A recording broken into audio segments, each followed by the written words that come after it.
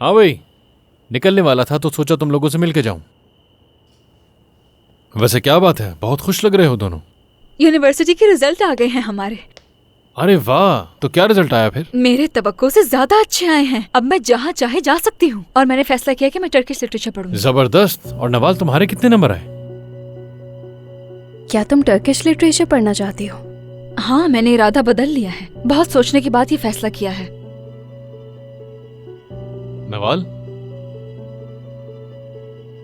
बताओ ना क्या हुआ? हाँ, अभी तक इसके नंबर नहीं देखे। क्या मतलब तुमने नवाल के अभी तक नंबर नहीं देखे? चलो लगाओ, मैं भी देखना चाहता हूँ। नहीं, मेरे एग्जाम्स कुछ खास नहीं हुए थे। अरे कोई बात नहीं। अपना नंबर डालो इसमें। वाह, हमारे जमाने में तो ऐसा कुछ होता ही नहीं था। ये सिस्टम कितना बदल गया है। मेरे तो दिल की धड़कन तेज हो रही है। बताओ क्या हुआ? नंबर तो काफी कम है इसके। नवाल भी टर्किश लिटरेचर ही पढ़ना चाहती थी, मगर इस नंबर के साथ तो मुश्किल है।